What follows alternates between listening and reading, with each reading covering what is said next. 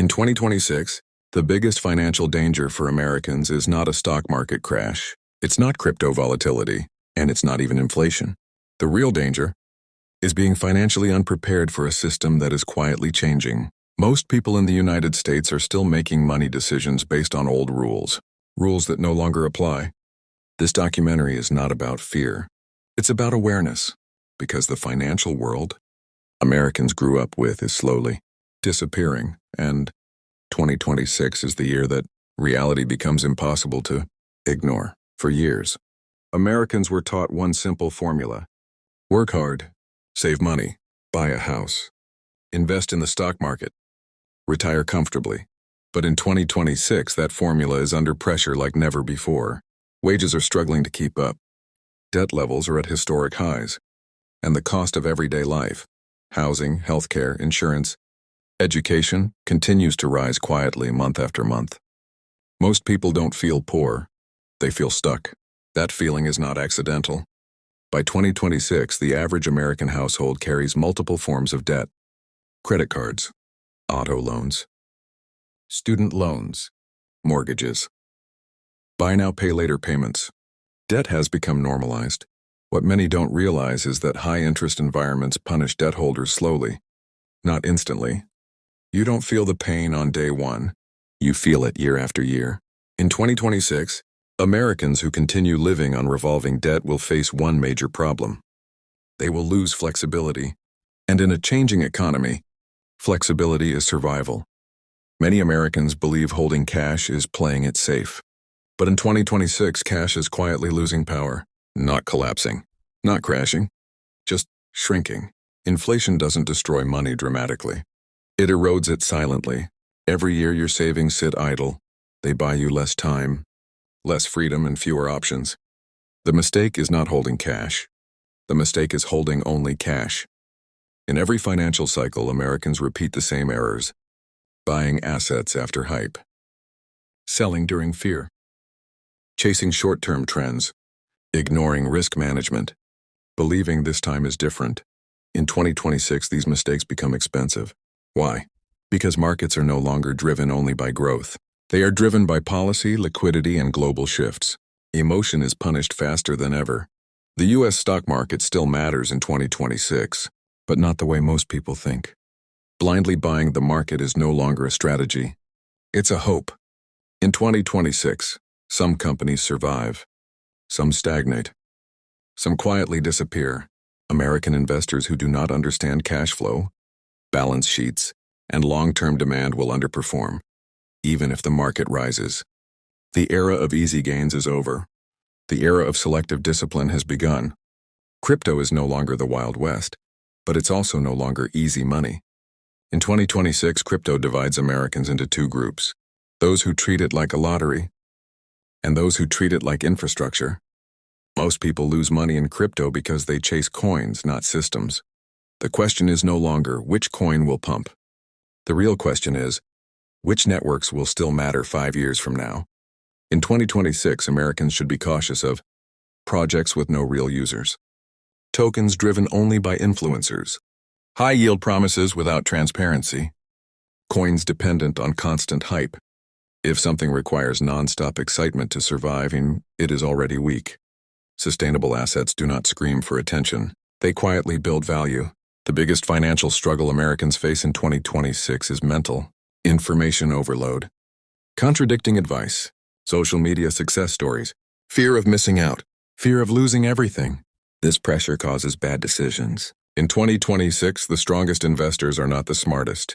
They are the calmest. 2026 forces a mindset change. From fast money to slow protection, from speculation to structure, from hype to fundamentals, from emotion to planning. Americans who adapt will survive. Americans who don't will feel left behind, or even if they work harder than ever. The truth is uncomfortable. 2026 does not reward optimism alone. It rewards preparation. In Part 2, we will break down what Americans should focus on financially, which assets deserve attention and which don't, how to protect money without fear, and the biggest financial mistake to avoid in 2026. Because the future is not about predicting markets. It's about being positioned, correctly when the world changes. By 2026, one truth becomes clear for Americans. The goal is no longer to get rich fast. The goal is to stay financially stable while the system keeps shifting. This is the part of the cycle where smart money stops chasing excitement and starts protecting position. In 2026, financial success looks quieter than before. It doesn't come from viral trades. It doesn't come from overnight wins. It comes from three priorities: stability, liquidity, adaptability. Americans who organize their money around these principles gain something priceless in options. Options mean freedom. One of the biggest mistakes Americans make is underestimating how fast life can change. Job transitions, medical expenses, family responsibilities, market corrections. In 2026, an emergency fund is not a luxury. It is protection. Not because disaster is guaranteed, but because uncertainty is. Those without emergency capital are forced into bad decisions at the worst possible time. In 2026, American investors must shift how they evaluate assets. The question is no longer, can this go up? The question is, can this survive pressure? Assets that matter share common traits: real demand, clear utility, strong balance sheets, long-term relevance. This applies to stocks, crypto, and even personal investments like skills and education. The U.S. stock market remains powerful, but it is selective. In 2026, cash flow positive companies matter. Excessive debt becomes dangerous. Pricing power becomes critical.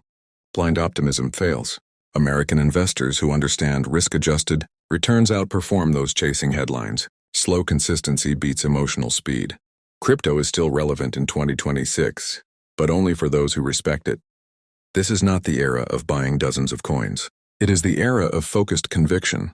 Americans who succeed in crypto understand the technology, limit position size, avoid leverage. Think in years, not weeks. Crypto rewards patience more than intelligence. In 2026, Americans should favor crypto assets that act like digital infrastructure, not entertainment. Be cautious of meme-driven hype cycles, guaranteed yield promises, influencer-backed launches, projects without real usage. If a coin's value depends on constant attention, it has no foundation. One silent threat Americans face in 2026 is lifestyle inflation. As income rises slightly, expenses rise faster. Subscriptions, financing, upgrades, convenience costs. Without discipline, higher income does not equal financial security. It only increases pressure. In 2026, patience is no longer passive. It is strategic. Markets reward those who wait while others panic. The most powerful financial decisions are often doing nothing, not reacting, holding quality assets, avoiding unnecessary risk. Boredom becomes a sign of discipline. There are three traps Americans must avoid in 2026. Emotional investing, overconfidence during rallies, desperation during downturns. Most financial damage is self-inflicted. The market does not defeat people. Their reactions do. In 2026, the strongest Americans financially are not fearless. They are prepared. They accept uncertainty. They plan conservatively. They stay flexible. They remain calm. This mindset separates survivors from strugglers. Americans who thrive in 2026 build systems, not predictions. A system includes emergency capital, controlled exposure to growth assets, reduced unnecessary debt, continuous learning. No single asset guarantees success. Balance does. The future is not broken. It is simply demanding more responsibility. 2026 is not about panic. It is not about fear. And it is not about shortcuts. It is about clarity. Those who understand this will not only survive the next cycle, they will enter the next decade stronger, calmer, and more secure. Because in the end, financial freedom is not about timing the market. It's about building resilience when the world refuses to slow down.